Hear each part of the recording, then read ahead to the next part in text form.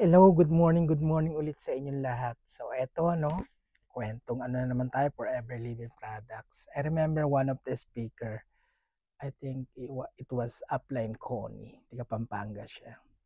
So, eto kasi mga concern ng mga yung mga bagong FBO, Forever Business Owner, di ba?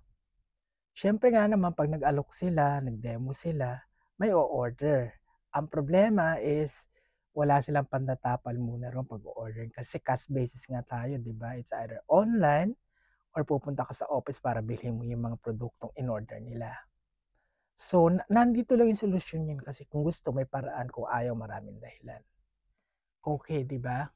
Kung tayo magpapabili ka ng, halimbawa, kasi nga mag-order sila magpapabili sila ng produkto. So, ang gawin mo is kunin mo yung pera sa kanila pero magbigay kayo ng receipts. Ayan, resibo. Lista nyo yan ha. Kung itatakbo yung pera, bad yan. Tapos, kasi nga, di ba? Why? Kung ikaw magpapabili ka ng gamot sa Watson or sa Mercury Drug, makakabili ka muna ng gamot kung walang pera. So, ganun din sa Forever Living Products, maging wise kayo. Kaya lang, bibigyan sila ng resibo. Di ba? Ganun lang naman yun eh. Kung gusto may paraan, kung ayaw maraming dahilan. Tapos yung iba pa, pag yung product, namamahalan sila. Yung isa, yung dalawa, gusto ng product demo kayo, di ba? Sa mga bahay-bahay. So, yung isa gustong bumili, yung isa gustong bumili, medyo namamahalan. Since na ganun ang situation, why not hatiin mo na lang yung ano mo, dala kayo ng empty bottle o kaya yung ziplock, hatiin mo tig 50, divide mo sa dalawa yung presyo, pareho na silang meron. Ganon din yung iba yung ginagawa nila. Wala na yung rito kasi yung alabat chili. Yung iba pinati-hati. Ngayon naman yung tawag dyan, avocado soap. Hatiin nyo sa tatlo yun. Ilagay nyo sa ziplock. Tapos kung magkano ano, i-divide nyo sa 3 para at least magamit nila. Kung nagustuhan nila, di bibili sila ng isang buo. So ganun lang yung kung gusto natin talagang kumita tayo, kung gusto natin talagang makabenta tayo, there's always a way. Sabi nga, kung gusto, may paraan. Pero kung ayaw, maraming dahilan. That is sa mga tips lang po yun, para hindi tayo sumasakit ng ulo. Upline, wala po kami pambili ng ganito. Pwede bang humera muna? Gawin natin kung ano yung tama. Yung tamang diskarte sa Forever Living Products. Again, kunin niyo yung pambili, kumuha kayong resibo. Actually, si Tita Virgie, meron siyang resibo ng Forever Living Products sa ginagawa nila noon. So, ayan lang po yung gusto kong ibigay sa inyong tips kasi nga pag gusto may paraan pero kung ayaw maraming dahilan ha sa mga bago.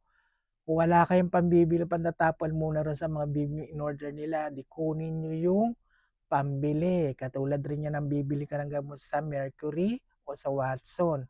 So, kailangan ipambili ka para makabili ka doon. Kunin niyo yung pera kasi kung wala kang pera, hindi ka makakabili. So, ganun din sa Forever. Again, inulit ko lang ulit para meron kayong idea kung ano yung gagawin niyo pag napunta kayo sa case na ganun. Okay, yung iba naman nagtatanong, naku, sobrang mahal naman yan. Tandaan nyo, ang kalusugan, walang katapat na pera yan. Remember that health is wealth. Kung ngayon okay ka at napabayaan mo yung health mo, lahat ng inipon mo dyan lang mapupunta. Okay? Tandaan natin. Yung iba nga dyan, di ba? Alokin mo ganito, wala pang 5,000 yata yung worth na yun. Mababalitaan mo na lang, di ba? Inoperahan, magkano ang ginastos? 150,000, half million, nagkaroon ng bypass operation. Di ba? Kasi yung iba pinipilit nila, naku, bebentahan ka lang yan.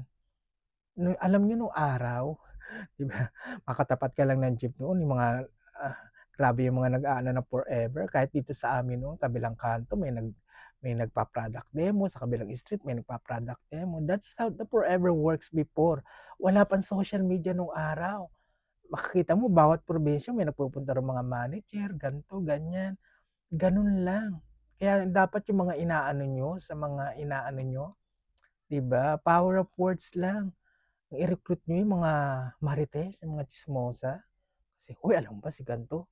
Diba? Nung araw, ganun lang naman eh. Power of words lang. Yung i-relay lang nila. Alam mo ba si ganito? Gumamit ng ganyan, gumamit ng ganito. E di, ang dami ko na ibenta kaysa kung alam yung pinag-uusapan nyo, wala namang wenta. Puro kayo wento, wala namang wenta. Forever na lang kayo. O, tatanong man, hindi sasabihin mo sino sinasabihan ko. Hindi ikaw, yung katabi mo. Hmm. Forever Living Products, lahat dapat maging wais ka.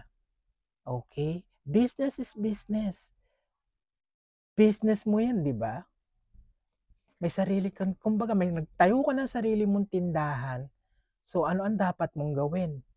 Di palaguin mo, paano palalaguin yung business mo? Pumunta ka sa every time na merong mga online training, umattend ka. Kung hindi ka makakapunta sa office kasi para madagdagan ang knowledge mo. Knowledge is power. Kung paano mo patatakbuhin ang business mo. Once you join Forever Living Products, you are FBO, Forever Business Owner. Okay? Maraming salamat for watching. Sana may natutunan. God bless us all. I love you all. Bye!